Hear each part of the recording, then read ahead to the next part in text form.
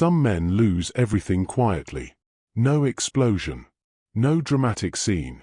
Just a slow, invisible erosion, like a riverbank giving way grain by grain, until one morning you wake up and realize the ground beneath your life is completely gone. This is the story of a man who noticed.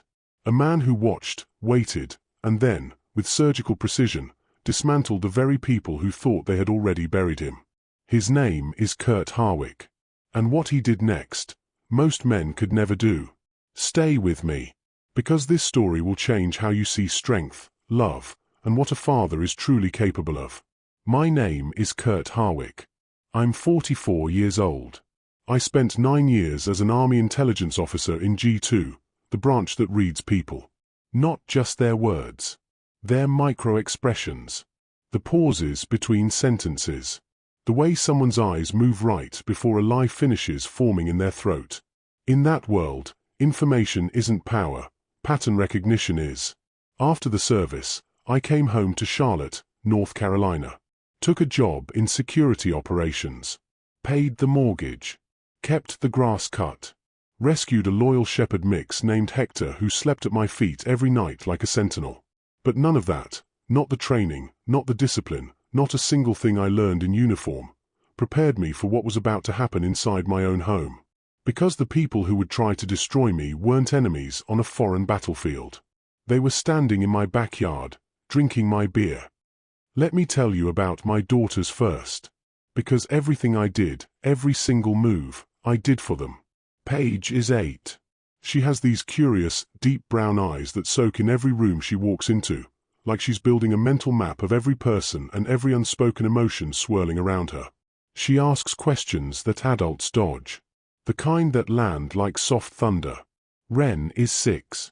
She's energy in sneakers, always spinning, always laughing, always grabbing my hand when we cross the street even though I'm the one supposed to be protecting her. A few months ago, she started stuttering. Little hitches in her sentences, like the words wanted to come out but something, some invisible weight, was pressing against them. That stutter would later become one of the most important pieces of evidence in a courtroom. But I'm getting ahead of myself. My wife, Evelyn, is 40 years old. When I married her, she was the warmth in every room, the woman who remembered how everyone took their coffee, who could make a stranger feel like a long-lost friend in under 10 minutes. I loved her completely. I believed in us completely. 3 years ago, something changed. It didn't arrive like a storm. There was no thunderclap moment where I could point and say, there. That's where we broke. It was more like watching a candle burn. You don't notice it shrinking until suddenly the room is darker and you can't explain when the light started dying. She grew distant. Her eyes went somewhere else when I talked. She called me rigid. She said I wasn't present. Maybe there was a thread of truth woven in there. I process internally, always have. Military training rewires you that way. But what she was doing wasn't self-reflection. It was rewriting history. Her history. Our history. And the man helping her rewrite it had just walked through my side gate like he owned the place. His name was Silas Veing. Tall. Mid-40s. Perpetual smirk, the kind that says I know something you don't. He'd moved into our neighborhood 2 years ago and fashioned himself a narrative transformation coach and a conscious living architect. Translation: snake oil salesman. Preying on women in their 40s who were bored or lonely, or searching for meaning in the space between who they were and who they wanted to be. He ran workshops in a rented studio in Dilworth, $400 a session. He talked about energetic transitions and emotional architecture. His followers were mostly affluent women, untethered from purpose, looking for someone to tell them their unhappiness had a name, and that name was their husband's. Evelyn found him through her yoga group. I thought it was a phase. Harmless. The kind of self-help dabbling that burns bright and fades. I was catastrophically wrong. It was the last Saturday in June. We were hosting an early 4th of July barbecue. 20 guests, the smell of charcoal and summer in the air, neighbors mingling, kids running barefoot through the grass. One of those rare afternoons where everything looks like a normal life. I was at the grill. Spatula in one hand, beer in the other. Paige was chasing fireflies even though it wasn't dark yet. Ren was laughing at something only 6-year-olds find funny. And then Silas walked in through the side gate. No knock. No invitation. He grabbed a beer from my cooler like a man who'd already decided this was his house. He clapped me on the back, hard, deliberate, the kind of contact meant to remind you who's dominant. Then he leaned close. His breath already carried whiskey. "Man, you've got it made," he said loudly, making sure the nearby guests could hear every word. "Great beer. Great food." He paused. Let the smirk stretch wider. "Great wife, too. Though I'd say I appreciate her considerably more than you do." Nervous laughter. People looked away. The way people do when they witness something ugly they'd rather pretend they didn't see. I glanced across the yard at Evelyn. She stood frozen, rosé glass midair, staring at the fence like she was reading a message written only for her. She said nothing. And then, Paige tugged my shirt. I looked down. Those big brown eyes looking up at me, entirely serious. "Daddy, what does he mean?" The whole world compressed into that sentence. I set down the spatula. In 2 steps I was beside him. One grip, wrist control, Fort Bragg, second nature. 2 seconds. His knees buckled. He went down hard into the grass, beer splashing across the lawn, wrist fractured in 2 places. He would spend 5 weeks sipping through a straw. The yard went completely silent. I picked up the spatula. "Food's almost ready," I said. Calmly. Evenly. No one laughed. But that moment? That wasn't revenge. That was just the opening move. After the guests fled and the girls were asleep, I sat on the back porch with Hector's head heavy on my knee. The string lights swayed. The swing set stood still. The whole yard looked like a scene from someone else's life. Paige's question kept circling in my head. "Daddy, what does he mean?" And Evelyn's silence, that frozen, staring at the fence silence, told me everything I needed to know. I'd seen combat. I'd read interrogations. I'd learned that a person's non-response is often more honest than anything they could ever say out loud. She knew. She'd known for a long time. And she had chosen, in front of our daughters, in front of our guests, in front of me, to say nothing. I poured out the rest of my drink, opened my laptop, and I started digging. Here's what most people misunderstand about intelligence work. It isn't about uncovering secrets. It's about confirming patterns you already suspect. The secret is almost never the surprise. The scope of it is. Over the next 10 days, I called Declan Marsh, Army buddy turned digital forensic specialist. We met at a quiet coffee shop in South Charlotte, away from anyone Evelyn might know. He slid a notebook across the table. "Tell me what you have." I laid it out. The workshops. The late nights with vague explanations. A voice message I'd heard months ago on Evelyn's iPad, Silas's voice, smooth and deliberate. "You're wasting your potential on a man who has boxed you in." Declan nodded slowly. "Shared devices? Home network?" "Both." "Then we start there. And we keep it legally clean, everything court admissible." Within 72 hours, we had our first significant hit. A recorded video call. Silas's face on screen, talking about my daughters like a clinician reviewing case files. "Paige absorbs the father's suppressive energy," he said. "We need to redirect her attachment framework." My 8-year-old daughter. A project. I read the transcript 3 times. Then I called attorney Devon Reed and scheduled an appointment. But the financial discovery hit differently. My financial advisor called the following week, voice careful and measured, the way professionals speak when they're about to tell you something that changes your understanding of everything. My $800,000 life insurance policy, the one I'd set up when the girls were born, had its beneficiary changed 4 months ago. Not to Evelyn. Not to my daughters. To something called the Vein Clarity Foundation. I had never heard of it. I had never signed anything. Declan traced it within 48 hours. Delaware registered LLC. Mailing address. Silas's studio in Dilworth. The signature on the beneficiary change form? Close, but not mine. Ink pressure wrong. Letter spacing inconsistent. A forensic analyst would later confirm it in writing. Forgery. He wasn't just stealing my wife. He was positioning himself to inherit my death. I kissed Evelyn goodbye that morning like nothing had changed. Dropped the girls at school. Drove to Devon Reed's office. Laid everything on his desk. And when I walked back out into the Charlotte morning, I felt something I hadn't expected. Clarity. Then came the notebook. 3 days after the meeting with Devon, I found it tucked inside Paige's backpack, a spiral journal with a printed cover that read My True Feelings Journal. Inside, pre-printed prompts in cheerful fonts designed to look child-friendly. When Daddy gets quiet, do you feel safe? When Mommy cries because of Daddy, how does it make you feel? Who makes you feel the most calm, Mommy's friends, or Daddy? Paige's handwriting filled the pages. Her answer to the last question, underlined twice. Daddy. He doesn't yell. My daughter had defended me, unprompted, in a journal designed to turn her against me. I photographed every page. Replaced it exactly as I found it. Called Declan. This is systematic child coaching, he said quietly. Get a psychologist involved. Documented. Now.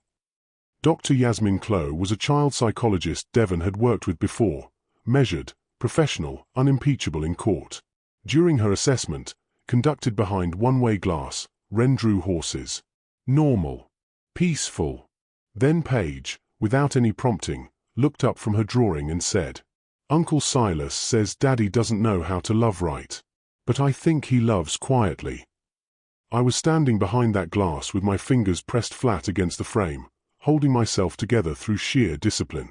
Because falling apart wouldn't help my daughters. But this quiet, devastating observation from an 8-year-old, this would help them enormously. In the right courtroom, with the right judge.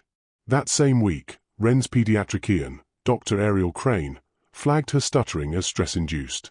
Her words, something shifted at home. Documented. Added to the file. Then Owen Pewitt called. A private investigator from Phoenix. Owen had been tracking Silas Veing for months. Except Silas Veing wasn't his real name. His real name was Kevin Doss, convicted of fraud in Oregon a decade ago, name legally changed in Nevada, new identity constructed with terrifying deliberateness. Owen had documented 11 families. 11. Same playbook every time. Infiltrate through wellness circles, build emotional dependency with a wife, reframe the husband as a threat, use the children as leverage, manipulate custody proceedings, and eventually redirect the family's financial assets toward his foundation. He had never faced consequences. He had never faced someone like me, either. Owen sent over affidavits, case summaries, and access to a private online group where Silas and his inner circle shared step-by-step manuals, actual written guides, on how to manipulate family court proceedings. How to coach children. How to isolate fathers. It wasn't self-help. It was organized predation. And now it had a paper trail long enough to bury him. I started sleeping better. Not because the war was over, but because for the first time, I could see exactly how it would end. The only question left was one I'd been quietly avoiding. A question about Wren. About a conversation I'd half overheard between Evelyn and Silas months earlier. Something about our youngest said in a tone too tender, too private. I ordered the blood test quietly. Told no one. When the results came back, I sat in my truck in an empty parking lot for 40 minutes. Wren wasn't biologically mine. I let that land. Let it break something that needed breaking. And then I filed it, not in anger, not in grief, but in the evidence folder. Because Wren was still my daughter. She would always be my daughter. And that was the most important thing I would ever say in a courtroom. By the time we walked into that courtroom, I had built something most people never see coming from a grieving father standing in the ruins of his marriage. A case. Not emotion. Not accusation. Evidence, stacked, documented, cross-referenced, and airtight. Devon Reed had prepared for 3 months. Every piece catalogued. Every witness briefed. Every document authenticated. The emergency custody motion covered. Monitoring logs from the home network, Conversations between Evelyn and Silas discussing my daughters as subjects for energetic redirection. The pre-printed journal found in Paige's backpack, designed to coach a child's testimony. Psychological assessment from Dr. Yasmin Clough, including Paige's unprompted statement about Uncle Silas. Medical documentation from Dr. Crane flagging Wren's stress-induced stutter. Pattern affidavits from Owen Pewett's 11 documented families, proving this wasn't personal. It was methodical. The forged beneficiary change on my life insurance, confirmed by a forensic signature analyst. The camp enrollment form for a residential program run by the Vein Clarity Foundation, filed by Evelyn without my consent or signature. And the paternity results, filed not to punish, but to complete the picture of how deeply this man had embedded himself into my family. Then came the smear campaign. A week before the hearing, an article dropped online, anonymous source, one-sided, he took the kids and called it justice. It framed me as controlling, cold, militaristic. The comments filled fast with outrage. I didn't respond publicly. Devon advised silence, and I trusted him. Owen moved instead. He reached out to Clara Voss, a woman from one of Silas's previous families, one of 11, who had been waiting 2 years for someone to listen. She spoke on the record. A follow-up story ran within days, detailing Kevin Doss's criminal history, his name change, his pattern across 4 states. The comments on the original article flipped overnight. The journalist who'd published it was quietly let go. Evelyn called me that night, voice fracturing, "This is out of control. You need to stop." I said nothing. Let the silence do its work. In the courtroom, under oath, Evelyn broke. She admitted the journals. Admitted attending Silas's foundation retreat with the girls without informing me. Admitted she had allowed him access to Paige and Wren's emotional lives in ways she now recognized as harmful. Her voice cracked when she said it. Part of me, the part that had loved her for 15 years, ached watching it. But I kept my face neutral. Because my daughters were waiting outside that room. Silas, Kevin Doss, was arrested on fraud and forgery charges the same afternoon. His foundation was subpoenaed. Investigators found financial records connecting him to similar schemes in 3 other states. More victims came forward within the week. His empire didn't crumble. It collapsed. The way rotten structures always do when someone finally stops being afraid to push. The judge granted me full physical and legal custody of both girls. Evelyn was assigned supervised visitation, with mandatory individual therapy and parenting classes before any modification could be requested. The insurance forgery was referred to the DA's office as a separate criminal matter. It was over. I drove home that evening with Paige asleep in the backseat and Wren's small hand wrapped around my finger even in sleep. Hector was at the door when I pulled up, tail going, completely unbothered by the weight of everything that had just happened. The backyard was quiet. I sat in one of the crooked lawn chairs, still slightly askew from the barbecue that started all of this, and I watched the string light sway and the girls play in the last of the evening light.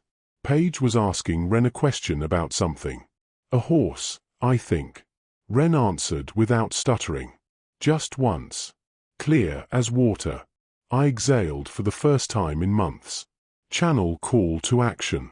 If this story moved you, if any part of it reminded you of someone you know, or something you've survived, or something you're still fighting, then this channel is exactly where you belong. Every week, we bring you real stories of ordinary people who faced extraordinary betrayal, loss, and injustice, and chose to respond with intelligence instead of impulse. With love instead of rage.